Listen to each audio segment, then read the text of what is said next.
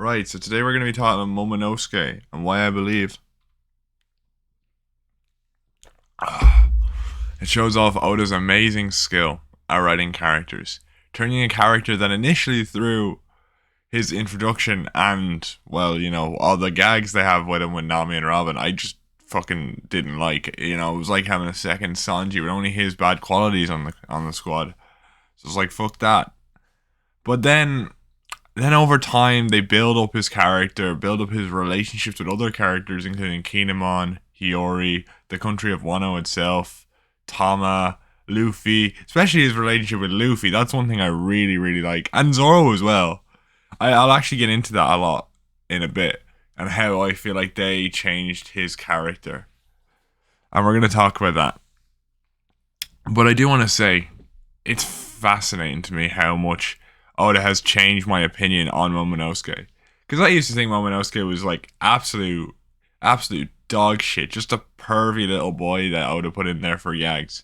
And I knew he was going to do something, but I wasn't arsed. I did not care about him. Dressrosa didn't help with him either, really. I didn't give a shit. Made it even worse, right?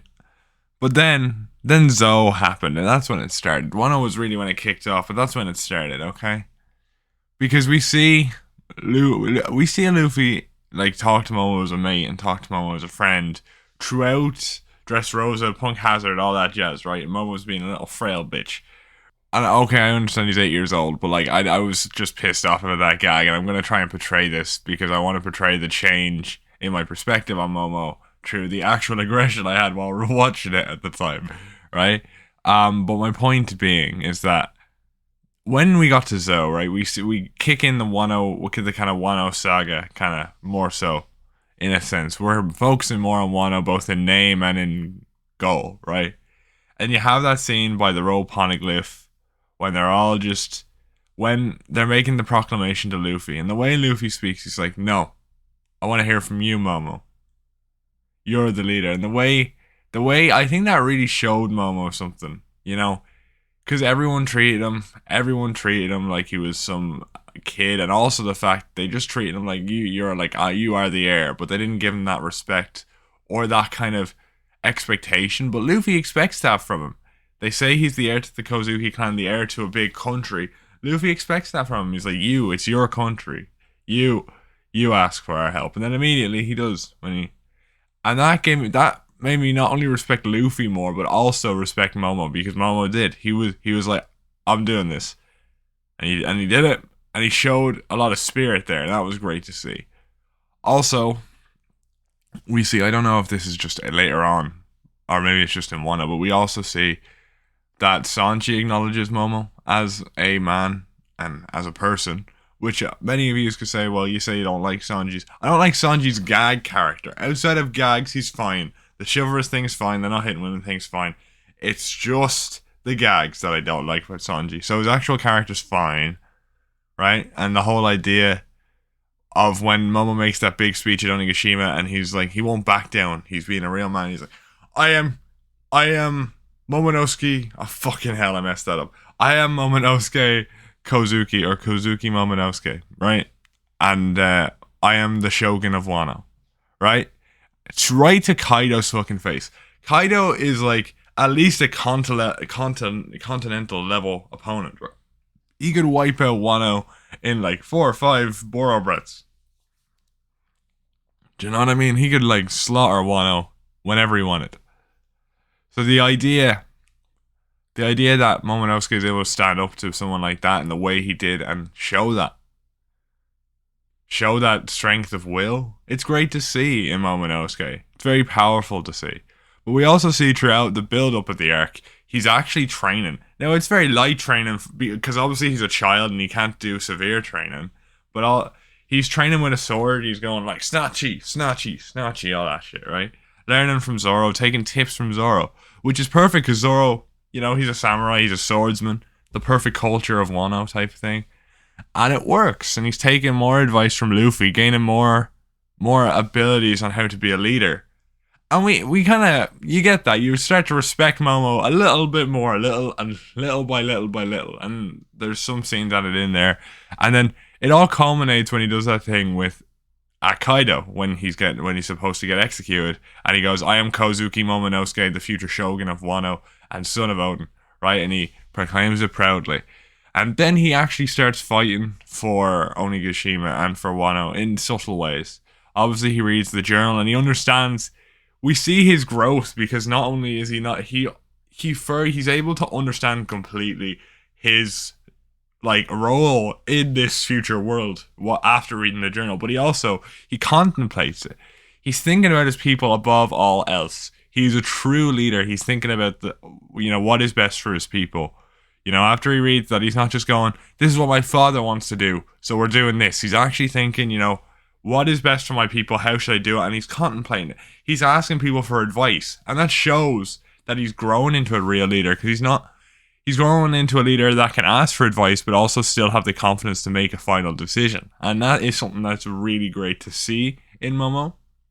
But also we see when he gets the adult form that he's fighting for his country. He fights against Kaido briefly, and then he tries to keep the island afloat. And we're even seeing in the most recent chapter, we see at the end, Luffy's like, "Move the island, Momo," and Momo's gonna have to move it or find some other way to support Wano. So he's really showing his ability to be a true leader. But on the most recent chapter, I think that really finalized something in me that made me really respect Momo.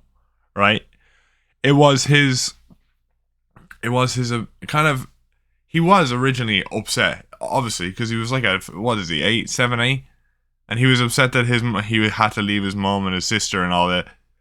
But the fact that he actually didn't make the decision to lead Wano, he didn't decide this. He didn't want to do it.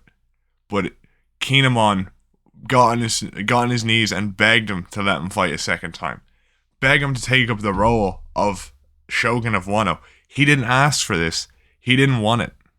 He just wanted to protect his mother and sister. He didn't want to be the Shogun of Wano. He just wanted to get out of there with them and keep alive. But Kinemon basically, I'm not gonna say manipulate him, because that's bullshit. We all know he didn't. But like on a very technical level, he did, but not really. It's real technicalities we're using here for that. My point being is that Momo, even though he didn't want to do this, he wasn't qualified to do this, he took up the role. Whether he did it well at the start, we don't really mind, because he learns and he gains experience from the best leaders in the One Piece world, from Luffy to Zoro. He even learns from how Big Mom and Kaido do things, because he's learning what not to do with Wano when he sees what Kaido's doing. And then we see he learns from Nekomamushi and Dogstorm, Inuarashi, and how they rule. He's learning piece by piece, and he's taking advice from Kinemon, he's taking advice from all the scabbards, and eventually he's taking advice from Yamato, someone who was directly under Kaido's rule and knows directly how he did things. So it's a very important character development, because we see he was forced into this position. He didn't choose it. He wasn't a child trying to bolster his ability to do things and then had to chicken out. He never actually chose it.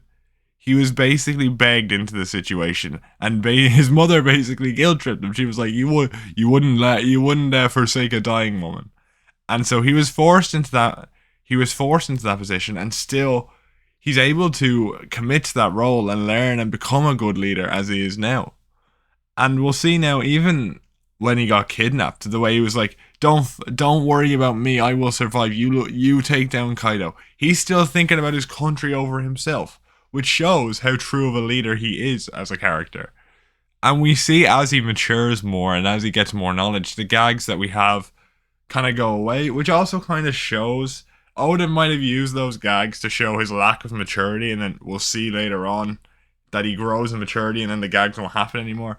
But knowing Oda, he'll probably throw that out the window at the end of the arc, and we'll have adult Momo do some weird shit to Nami or Robin at the end of the arc, which I'm not going to be very happy about.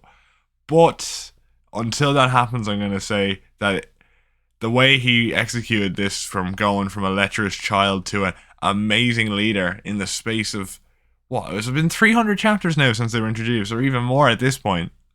Like, this is Momonosuke is a true showcase of Oda's ability to write long-term character arcs for characters I wouldn't give a shit about It took me, I didn't even care about Momo until Wano. Or maybe it started in Zou, but it wasn't until Wano I fully cared about him. This character arc took place over multiple arcs and started in the middle of a big, huge Yonko saga. So, the fact that Oda is able to write characters like this is fascinating to me. And it just shows you how great the character writing is for longer term characters like Luffy, Zoro, Sanji, Nami, Robin, Jinbei, all the Straw Hats basically. He knows how to utilize them just right. I would argue he doesn't with Sanji because he just keeps doing gags at pointless times. But then you can see he's trying to set something up there, so you don't know really. But that's not the point of this video. The point of this video is to really talk about the evolution Momo has gone through. And it's great to see. But we, as I said, right, we also saw him questioning his own father's decisions, which means he is shown to have his own agency, which I really, really love, because I didn't want him to just be an Oden Echo boy, and I love Oden. Oden was great. He was a fantastic character. Another example of great characters. But my point being is that Momo having his own agency is great, and then we also see Hiyori have her own agency as well in this arc, and though it's not as fleshed out because we've only seen her in Wano, the Kozuki family is becoming amazing characters that I'm caring for more. And although the Scabbards weren't as fleshed out and I didn't care for them as much, the anime is really making up for that and that lost time. Because realistically, Oda's just focusing on what is needing to be mentioned, right? Needing to be important, which would be the leader of this country, the future leader. Because obviously he's the primary focus. He didn't focus too much on the Scabbards, maybe a bit on Kinemon, cared a little bit for Kinemon. But the anime has that extra time.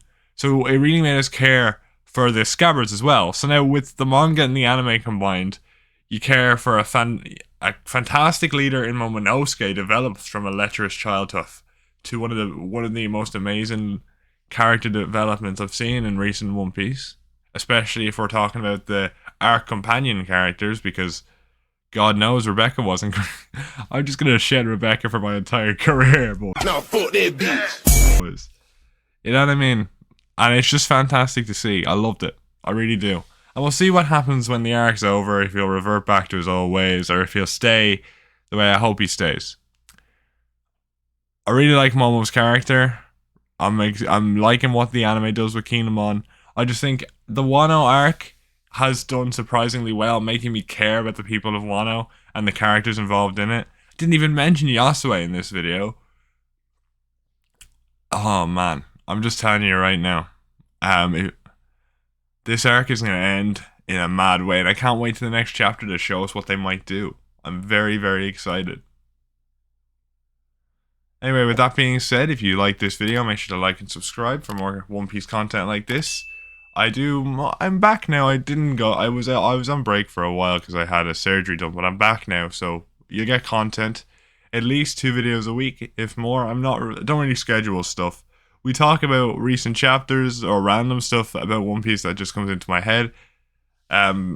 So we just do whatever here, but it's One Piece related, mainly on the Drinking Tea with MK channel over here. But we also have randomized MK, which is literally what it sounds like. It's just randomized videos and stuff like that. They're both linked in the description if you want to check them out. Mainly on randomized MK at the minute. We're focusing on Xenoblade stuff. I'm doing a live stream over on Twitch where I'm playing the Xenoblade Chronicles 1 game and Xenoblade Chronicles 2 before 3 comes out. And I'm going to make videos on that as well. But I also have other videos planned for that, which should be out around the same time as this, maybe a bit later. So if you want to go check them out, I'd really appreciate it. And with that being said, thanks for watching and have a great day.